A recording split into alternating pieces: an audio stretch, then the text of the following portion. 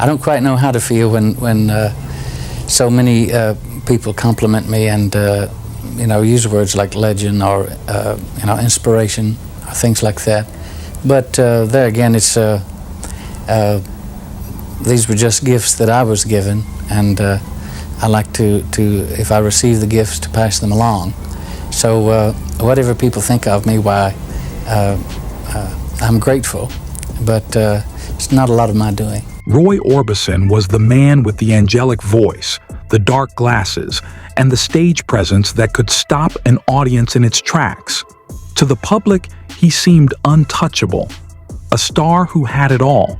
Pretty woman, won't you pardon me, pretty woman, I couldn't help but see, pretty woman, you look lovely as can be. But behind the music, a very different story was unfolding, one that almost no one ever heard.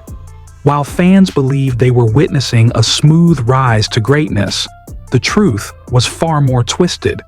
Documents buried for decades reveal that Orbison's career was not undone by fate alone, but by forces working against him in the shadows. A betrayal so calculated it nearly erased him from music history. And it all began years before the tragedies the world remembers. To see just how deep this betrayal went, we need to rewind to the very moment when Roy Orbison was at the peak of his powers, topping charts, filling theaters, and unknowingly stepping into the first wound that would change everything. Between 1963 and 1965, Roy Orbison wasn't just popular, he was unstoppable.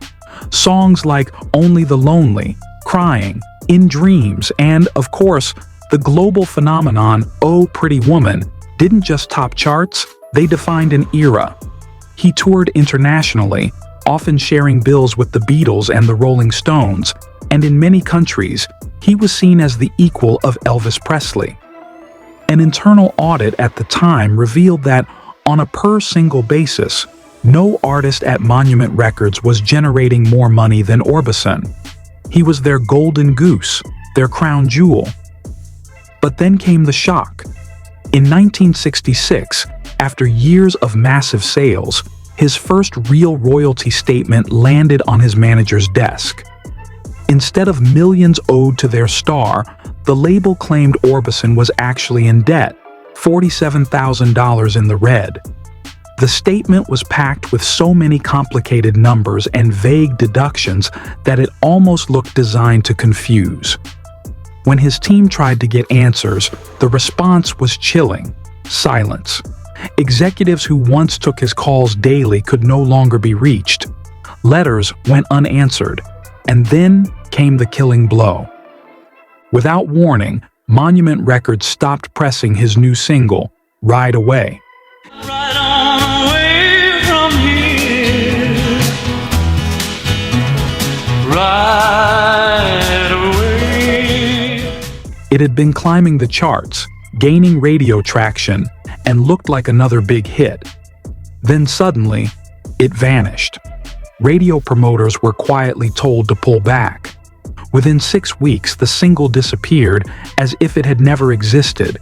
To the outside world, it looked like the song just failed to catch on. But behind the curtain, this was a deliberate strike, a calculated wound that cut Orbison's career momentum off at the knees. And the cruelest part? This was only the beginning. Because while the industry was undercutting his career, life was preparing to deal him an even more devastating blow. The kind you don't recover from. I'm on my way to her house and I'm plumb out of breath. When I see her tonight, I'm gonna squeeze it to death. Oh, death. Pretty little pet, oh, death. If there was ever a single day that split Roy Orbison's life in two, it was June 6, 1966. Claudette Frady Orbison was not just Roy's wife. She was his high school sweetheart, the girl who stood by him before the money, before the sunglasses, before the legend. They had married young, divorced when the strains of fame pulled them apart, and then remarried again in 1965, as though destiny kept tying their lives together. Claudette had a fiery spirit. She loved fast cars, motorcycles, and the thrill of living on the edge. Roy, despite owning a few bikes, was never comfortable with them. He preferred the safety of a studio over the unpredictability of the road. But on June 6, 1966, Claudette took Roy's Triumph motorcycle out for a ride through the quiet suburbs of Hendersonville, just outside Nashville. It should have been a simple trip, but a small detail changed everything. As she leaned into a turn, the front wheel clipped the edge of a drainage grate. The bike jolted. Claudette lost control, and within moments, she was thrown violently to the pavement. She died within minutes from her injuries. Roy wasn't even in the same state. He was thousands of miles away in Los Angeles, mixing tracks for an upcoming album, when he got the call that shattered his world.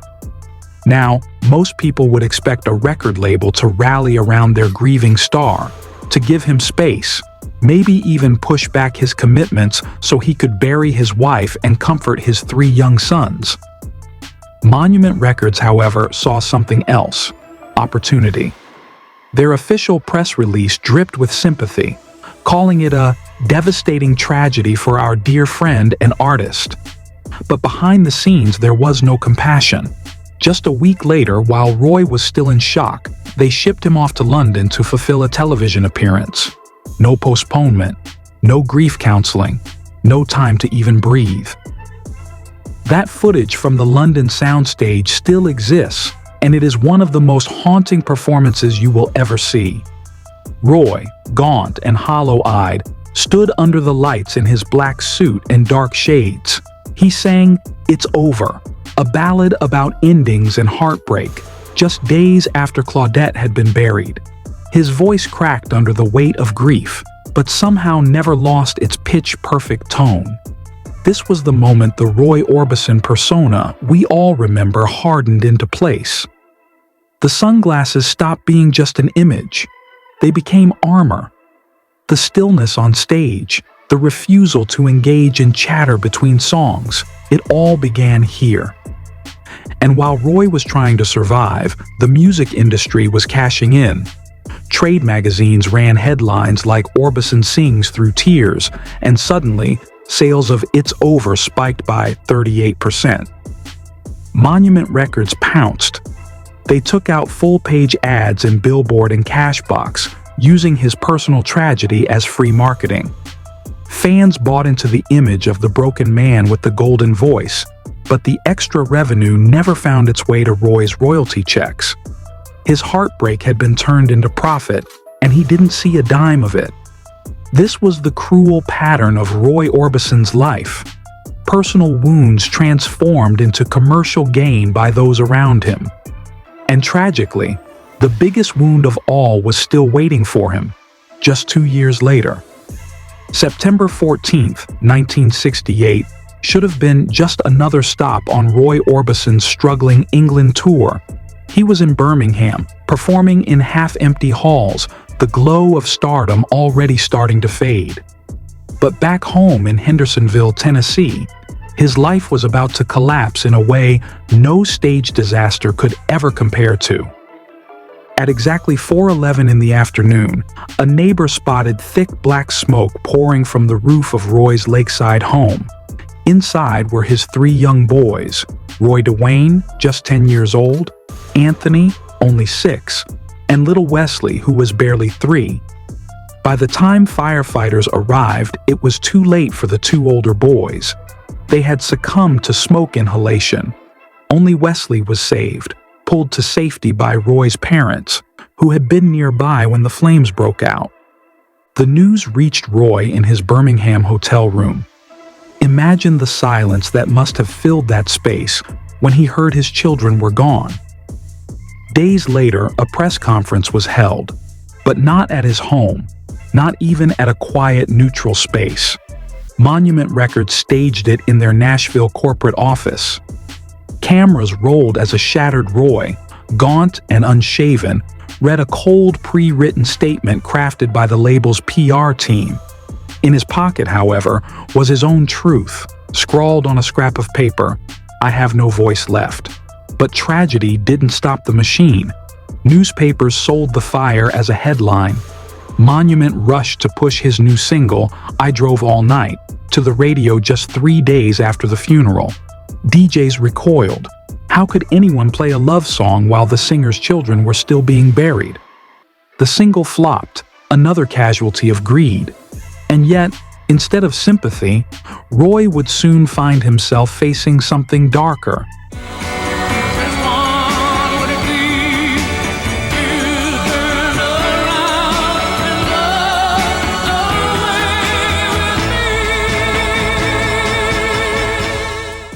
By 1970, Roy Orbison had become almost invisible on American radio. He was still recording, still pouring his soul into music, yet his singles barely made a ripple. Tracks like the hauntingly beautiful southbound Jericho Parkway stalled at a dismal number 105 and vanished as quickly as they appeared.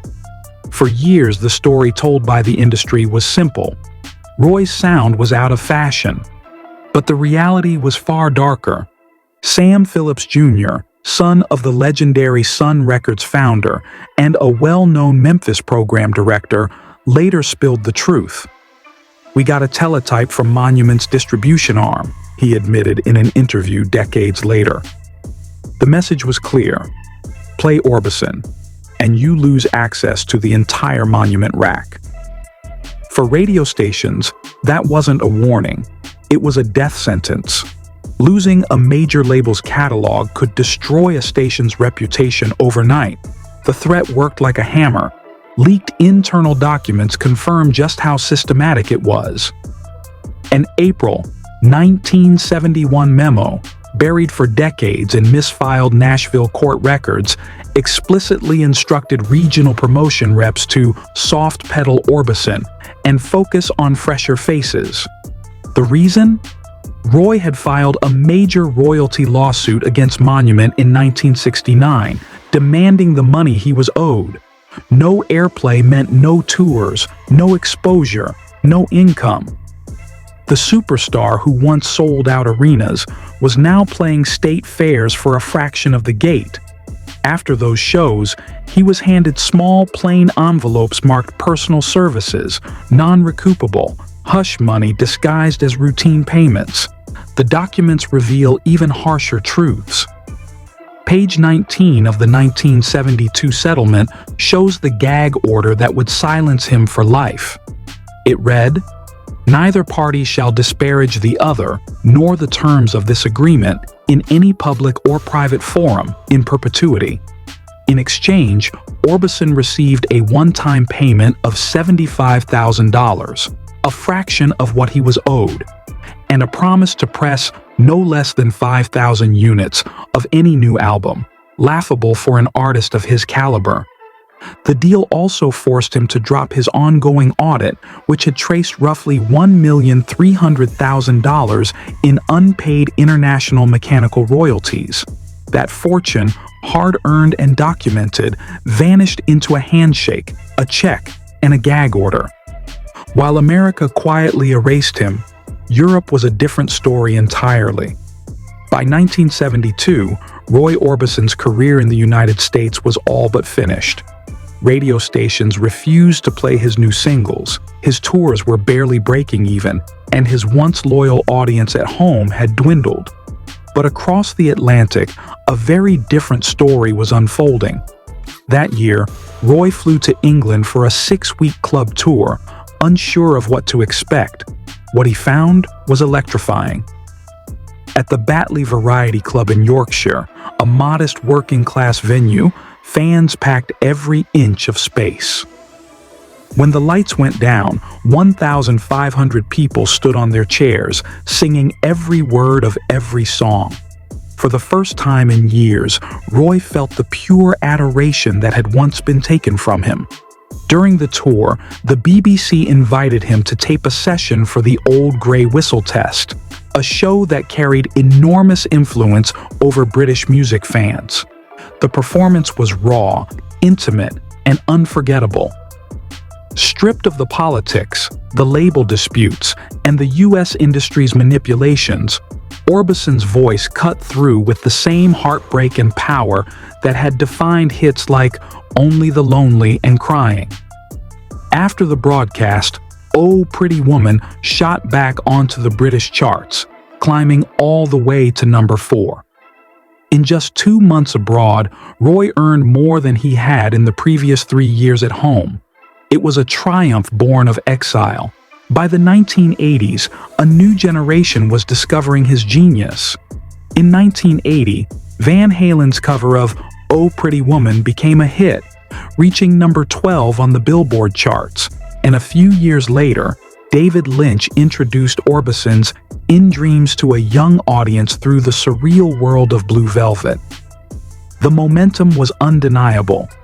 Even Monument Records, now under Sony's control, scrambled to cash in, greenlighting the all-star Class of '55 album featuring Johnny Cash, Jerry Lee Lewis, and Carl Perkins alongside Roy.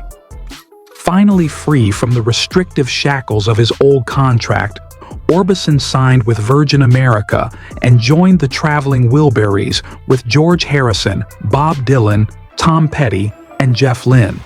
Band in the world with 5 rhythm guitar players. What about the Vipers? Yeah, the Vipers. Vipers. But I don't think they're still together now. Less than 21. Right? Suddenly, the man who had been blacklisted in the US was everywhere, on MTV, on magazine covers, performing for sold-out arenas again. But the irony stung. Sony still owned his pre-1980s masters. When Virgin attempted a comprehensive reissue of his classics, the label demanded punishingly high licensing fees. In an interview with his biographer, Ellis Amburn, Roy admitted the bitter truth. "I'm finally making money again," he said, "but it's like paying for the same house twice." The financial comeback was thrilling, but it came with an invisible cost. Behind the victories and the accolades, the years of grief, stress, and betrayal had left deep scars. His medical records, rarely discussed in public, reveal the hidden toll that fame, loss, and exploitation had taken on his body and mind. The story told by the financial ledgers is damning, but the story told by Roy Orbison's medical records is far more heartbreaking. These documents, donated to the Rock and Roll Hall of Fame archives after his death, reveal a hidden history of suffering that was invisible to the public. By 1969, the same year he filed his lawsuit against Monument Records, his doctors had already begun prescribing anti-anxiety medications. At first, the doses were moderate, but after each failed single and every block promotion throughout the 70s, the prescription steadily increased. The ledger of his health was, in many ways, as grim as the ledger of his finances. His doctor's notes paint a strikingly human portrait of a man under unimaginable pressure. They cite debilitating stage fright, profound survivor's guilt, and episodes of intense anxiety that affected his work and home life. One particularly chilling consultation from 1973 mentions Roy complaining of auditory hallucinations of children crying in the moments before he would walk on stage. The tension captured in classics like Crying or It's Over wasn't just performance, it was raw, unfiltered anguish. He was holding himself together by sheer force of will, battling inner demons while trying to meet the impossible expectations the industry and the world had placed on him. The heartbreak, loss, and systemic betrayal left scars that no number of hits could erase. Including his biggest, Pretty Woman. But it all came to an end when Ray Orbison died of a heart attack last night at the age of 52. When Orbison died of a heart attack on December 6, 1988, Sony Music moved with breathtaking speed. Within weeks, they released a lavish 4-disc box set titled The Legendary Roy Orbison, complete with a massive marketing push and promotional blitz that Roy had been routinely denied during his lifetime. The hypocrisy was staggering. The label profited off the man they had once blacklisted, silenced, and undermined. The Orbison estate, now managed by his second wife Barbara, filed a lawsuit in 1990. Sony quietly settled in 1995. As part of that settlement, the old 1972 gag order was voided by mutual consent. Sony retained rights to the masters, the estate received a significant back payment, but the public story remained tightly controlled. Roy Orbison, tragic genius, cut down too soon. No mention was made of blacklisting memos, hush money envelopes, or the threats to radio stations. That was then. Today, a new chapter has begun. The rise of digital streaming finally shifted the balance. When the Orbison catalog was reissued on platforms like Spotify and Apple Music, every line item, every royalty payment, or missing payment left a digital footprint impossible to erase. Forensic accountants were brought in, scouring decades of records. In 2024, armed with previously undiscovered evidence of financial fraud, the estate filed a new audit. Under a little-known Tennessee statute that allows gag orders to be voided if fraud can be proven, the 1972 settlement was reopened. Executives who signed the original agreement are now aging, many deceased, leaving the truth finally unmasked. Among the recovered treasures were unreleased recordings, the most revealing of which is a 1977 home demo labeled Halloween. It's just Roy and his Gibson J45, raw and intimate. The lyric is a quiet bombshell. They built a museum to my mistakes, but they won't let me inside. Every canceled single, every lost royalty check, every forced smile at a press event, it all echoes through that one song. It is as close as we get to the private, untold truth of Roy Orbison. So how do we reconcile the myth with the man? Do we strip away the iconic sunglasses, recast him as merely a casualty of corporate greed, and rewrite history? The answer is more complicated. The art was undeniably born of genuine pain, yet that pain was monetized, minimized, and packaged for consumption. Roy Orbison's genius was inseparable from his suffering, but so was the cruelty of an industry that sought to control him. Understanding him fully means honoring both, the music and the man, the triumph and the torment. In that braided truth lies the real story, finally revealed. Did you know about the blacklisting, the lost royalties, and the secret demos? Share with us in the comments below. If you found this deep dive into Roy Orbison's life as shocking as we did, hit that like button and subscribe so you won't miss any of our future stories uncovering the truth behind music's biggest mysteries.